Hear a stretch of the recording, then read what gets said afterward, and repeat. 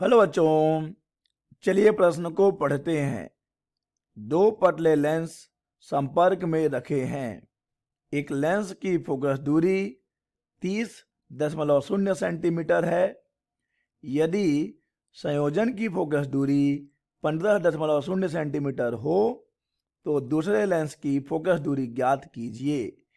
यदि एक समान फोकस दूरी के विपरीत प्रकृति वाले दो लेंसों को संपर्क में रखा जाए तो संयोजन की क्षमता क्या होगी।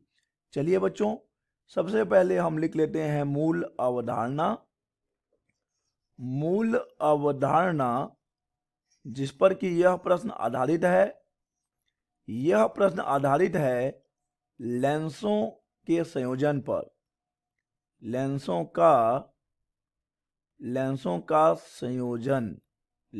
का संयोजन।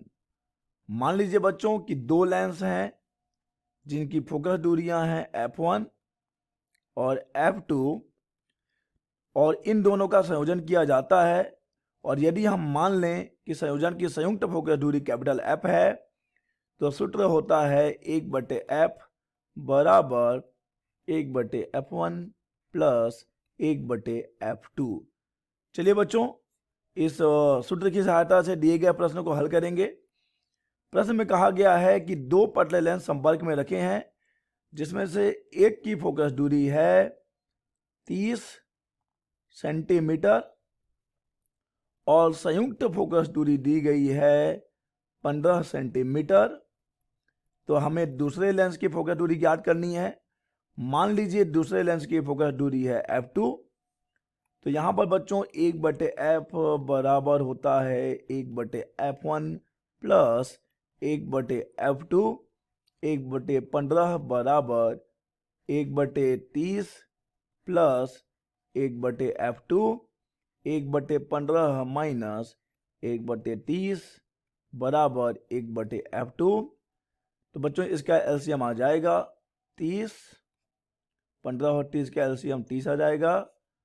तो यहाँ से हो जाएगा ये 15 दूनी और 1 2 माइनस 1। तो यहाँ से 1/f2 बराबर मिल जाएगा।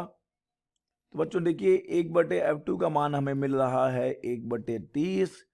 अतः f2 बराबर हमें मिल रहा है 30 सेंटीमीटर। अतः बच्चों दूसरे लेंस की फोकस दूरी है 30 सेंटीमीटर। अब प्रश्न में आगे पूछा गया है कि यदि एक समान फोकस दूरी के दो के विपरीत प्रकृति वाले लेंसों को संपर्क में रखा जाए। कहने का तात्पर्य है बच्चों कि पहले लेंस की फोकस दूरी भी मान लीजिए f है, दूसरे लेंस की फोकस दूरी भी मान लीजिए f है, क्योंकि समान फोकस दूरी की बात हो रही है, परंतु प्रकृति अलग है बच्चों। तो इसमें से एक फोकस दूरी ऋणात्मक हो जाएगी। अगर एक उत्तल होगा तो एक अवतल होगा और अवतल की फोकस दूरी हम ऋणात्मक लेते हैं। तो यहाँ पे संयुक्त फोकस दूरी हो जाएगी 1/f बराबर 1/f1 प्लस 1/f2। 1/f बराबर 1/f प्लस 1/-f। तो यहाँ से 1/f बराबर 1/f माइनस 1/f।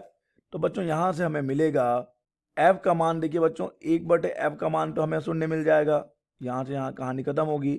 अतः f हो जाएगा अनंत। ठीक है बच्चों, f हो जाएगा अनंत। संयुक्त फोकस दूरी हो जाएगी अनंत। और अगर हम बात करें संयोजन की क्षमता की तो हम जानते हैं लेंस की क्षमता उसकी फोकस दूरी का व्युत्क्रम होती है। तो p बराबर 1/अनंत और 1/अनंत हो जाएगा 0। अतः लेंस की क्षमता हो जाएगी 0 डाईऑप्टर। लेंस की क्षमता का ऐसा ही मात्रक है डाईऑप्टर। आशा करते हैं बच्चों आपको यह प्रश्न समझ आया होगा। धन्यवाद।